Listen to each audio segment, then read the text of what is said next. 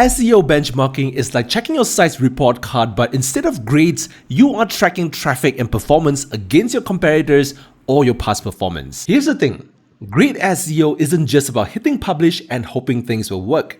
It's about data-driven decisions. For example, how do you know if your 10% traffic growth is good? Does it bring in sales? Is this growth an industry standard? Is it an anomaly? You wouldn't know, so you benchmark it. So you will compare your current data with your competitors, industry standards, or your own performance history. So in this video, we'll talk about the different types of SEO benchmarks and how to implement them. Let's go.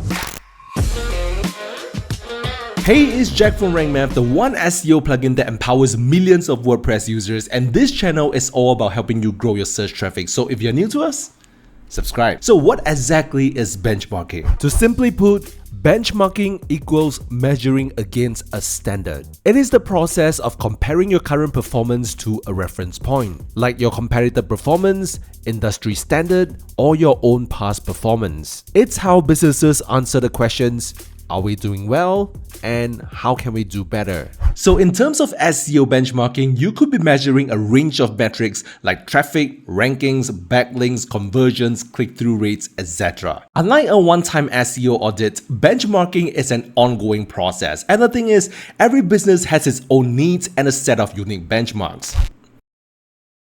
Well, if you don't track, you will never grow. But when should you implement SEO benchmarks? It really depends on your business goals, but most commonly you would start SEO benchmarking before launching a new SEO campaign because you need a clear baseline to measure its success. It will help you understand your current rankings, organic traffic levels, etc. so that you can set realistic goals. Without the benchmarking data, you wouldn't know if your campaign is working or if the campaign is making a difference. Then you would also implement benchmarking after redesigning your sites, or you have just migrated from one host to another or from one domain name to another. You will benchmark critical metrics like indexing status, organic traffic, and keyword rankings to detect issues early. In case there are broken links or missing metadata, the benchmarking data will show. Without that, you're flying blind. And then quarterly SEO performance reviews. Conducting benchmarks every quarter lets you track trends, adjust strategies, and stay ahead of your competitors. And finally, post-algorithm update assessments. For example, when a major algorithm update rolls out, like the core updates or the helpful content updates, you should immediately benchmark your site's performance to determine if the update affected your site positively or negatively. So these are the 4 critical times for SEO benchmarking. So now, let me walk you through an example of performance benchmarking, and after that, we will discuss some common benchmarking pairs and analyze the data. So the first thing you need to do before anything else is to define your goal for benchmarking.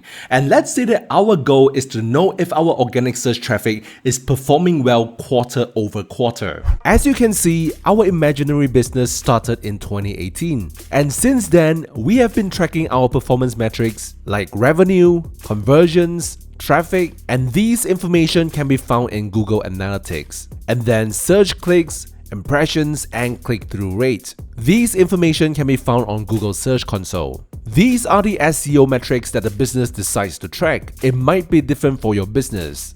Anyway, we keep track of the quarterly performance of each year. Now it's 2025 and April has passed. Let me show you how to get these information. The first information is revenue. So we will first go to Google Analytics, hover over the left panel and click on Reports. And then under the lifecycle acquisition, we want to click on Traffic Acquisition. Now from here, you want to adjust the time frame of the data. For us, this is already set. We need the start date as January 1st, 2025 and the end date as April 30th, 2025. So once you have selected the period, you want to click Apply. And then currently these are the daily data, but we want the monthly performance data. So we will change this from day to month. Alright, and now as you hover over the graph, we will see the sessions data. And the organic search data is what we need for the traffic field. But there are so many other traffic sources, and I might make a mistake and get the wrong data. So right below the chart, we will hover over organic search and click it, so that whenever we hover over the graph, the organic search data will be highlighted. Now we need the April data, and it is 23,552. So we will add that to the spreadsheet. Sorry, we'll get to this, but since we already have this data, let's just add it in. Now the next information we still need is the revenue. And this really depends on how you set up your conversion goals in your Google Analytics. So in case you're not sure how to set up your conversion goals, I highly recommend that you watch these two videos. Check out the Google Tag Manager video first before checking out the Google Analytics video. Anyway, as we shift the data to the right, we will see the total revenue data. And we want its month-over-month breakdown. So we will click on the total revenue column, and the data will be added to the graph. Similarly, let's log the organic search data. And as we hover over April, the amount is 48,873. Let's add that to the spreadsheet. And the final information we need from Google Analytics is the number of conversions. And again, this really depends on how you set up your conversion goals and events. So assuming the key event is the number of conversions, which means the number of people who spend money purchasing a product from us, we will click the column and the data will be loaded on a graph. Let's log the organic search data, and in April, there are 16,658 number of conversions. We will add that to the spreadsheet. Next, we need this information from Google Search Console. So let's head over there. So on Google Search Console, we want to click on the Performance tab. And then as you can see, we have all the data we need. The total clicks, impressions, and the average click-through rate. So you can't exactly see the month-over-month data here. So we need to customize the time frame for each month. We will start with April 1st, and the end date will be April 30th. And hit apply. And now we have the data for the month of April. So we will add the total clicks, impressions, and the average click-through rate is the total clicks divided by total impressions. Anyway, if you are a Rank Math Pro user, you can leverage the Analytics module to get the data. Assuming now is the month end, you can select the 30 days data, and on the dashboard, you can easily find the search traffic and impressions. Anyway, so we have all the information we need. Now we need to decide on a benchmark. Is it going to be the performance data of one of the years, or preferably an average of the good years of the business?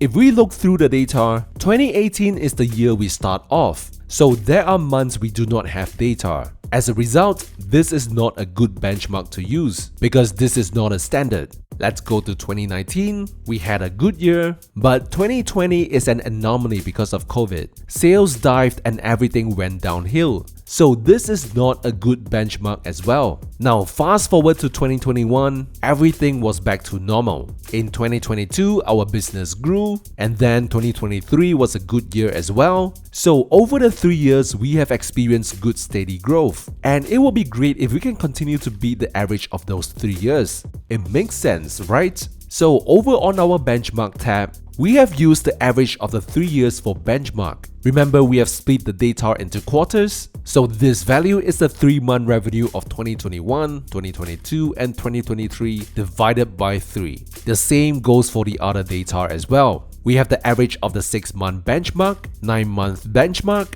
and the yearly. So adding all the information, we can see that this year is an anomaly as well. We have lost over 75% in revenue. Conversions stay positive, but a loss of traffic, clicks, and impressions as well. We can determine that though there is a similar number of conversions, the amount that we sold is much less. Maybe we have to give heavy discounts over the period. And from this data, we can also see because we have slashed our prices, people who came to our site through organic search bought more product. So this is what the data is telling me, and we can go a step further to, instead of using the benchmark where we prospered, we can use the anomaly year, which is 2020, as the benchmark to know how our current data is compared to the down year. So we have another tab right here, and it shows us that in the first quarter of the year, in terms of revenue, we have grown 64% as compared to 2020. The conversions are much higher as well, but the traffic, clicks, and impressions are down.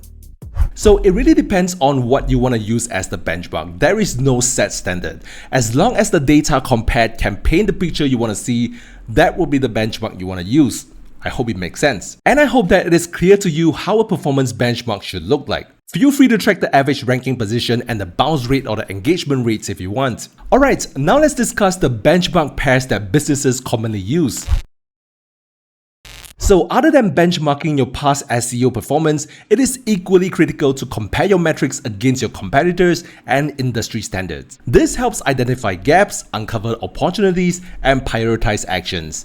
Let's first talk about using industry benchmarks. For example, if you are in the construction industry, unless you hire a dedicated SEO expert who will interview, analyze, and collect data from multiple companies in the same industry, otherwise, you would need to rely on data collected from research firms. Sometimes you may need to even purchase the data. For example, let's say that you are looking for SEO benchmarks in the construction industry. You would search for keywords like construction industry, SEO metric, benchmark. Let's check out the first result. Let's scroll down. And this will give you the industry standard domain authority, and then backlinks, spam score, desktop page speed, as well as the mobile page speed. And this is a handy table. And if you need more benchmark data, let's go to the second result. And this will give you a list of industries with these information. What we need is the construction industry. So we have the average session duration, the engagement rate, and the conversion rate. And these are the industry standards. Now, how reliable these data are, we can't tell unless we know their research method. So if you want more accountability for the data, we can pay for it. Say to the benchmark groups by data box, and it will provide you with all these information that relates to your industry. So putting all these information together, we have a spreadsheet that looks like this. Now, it is great if you study and analyze the data and benchmarks, but to be honest, we don't have to, because we can leverage AI to provide the benchmark insights. So let's copy everything here. If you use RankMath, you can visit its Content AI module, click on the Chat tab, and you can chat with RankBot, which is trained to perform SEO tasks. We can say, analyze the following data and provide your benchmark insights and analysis for each of the metric. And you will paste the data here and hit enter or return. Don't worry if it looks jumbled up, RankBot understands. As you can see, it shows the average session duration of your site is 2 minutes and 15 seconds. And the industry standard is 3 minutes and 18 seconds. And it says that this could indicate that users are not finding the content engaging enough, or that they are leaving the site quickly due to lack of information. And it has provided its recommendation on what you should do. This is quite a good analysis, am I right? So we can copy this and paste it to the spreadsheet. The same goes for the engagement rate. It says that this suggests that while users are visiting your site, they may not be interacting with the content as effectively as they do on competitors' sites, and they have provided their recommendation. So let's copy this and paste it here. And we can do the same for the rest of the metrics. This is convenient for you to analyze the benchmark data. So that's an example of creating benchmark with industry standards. Now let's talk about using your main competitor as the benchmark. I highly recommend signing up to a free account with SEMrush. You do have to sign up to the trial, but as long as you cancel the trial before the time ends, you can continue to use the free version of the tool. And no, we are not sponsored or paid to talk about them. So assuming that you wish to track these metrics against your competitor, let's say that your competitor is RankMath and you want its organic traffic data. You could go to SEMrush, and on the competitive research domain overview, you could add your competitor's domain and research it. And right here, you will find its organic traffic data. So you could add that information here. And then for the top 3 ranking keywords, which means the number of keywords that are ranking at the top 3 positions in the search engines, you can go to the organic keywords trend chart, hover over to the latest data, and you will find that there are over 2,300 number of keywords in the top 3 positions. So we will add that to the spreadsheet. And then for the domain authority, we can go to the backlink gap tool. Let's say that your site is seobility.net and your competitor is rankmath.com. You will do a search and you want to expand the charts, and you will see the authority score of your site versus RankMath. So you would add the data here. Obviously, these are made up numbers. And as for the referring domains, the data is right here. We can add that to the spreadsheet. Now, as for the spam score, you can go to a tool by websitechecker.com. This is the link. We have left the same link in the description. You can search for rankmath.com and check for the spam score. And from here, you will have all these data. The spam score is 1%. Of course, you can use these data as a benchmark as well. Anyway, now that we have all these information, let's copy the data and go to RankBot again. Let's use the same prompt. add our data and hit enter or return. Give it a while and we will have an accurate analysis of our benchmark data. So just to make it easier for you, for organic performance, you would benchmark the traffic, impressions, click-through rate, and possibly the bounce and engagement rate. For keyword rankings, you can benchmark the top 3 or the top 10 rankings. For technical SEO, you can benchmark the PageSpeed Insight score as well as the Core Web Vitals. Then for content performance, you can benchmark page views, time on page, and keyword density. Backlinks and authority, you will benchmark referring domains and domain rating. And finally, if you have the data, you will benchmark goal completions, lead forms, and sales from organic traffic for conversions and goals. So I hope you have a clear understanding of how to do SEO benchmarking. And if you have any questions at all, feel free to let us know in the comments down below. And don't forget to smash that thumbs up. Our channel is all about helping you grow your search traffic. And if you haven't subscribed to us yet, consider doing so. This is Jack from Rank Math. I'll see you in the next video.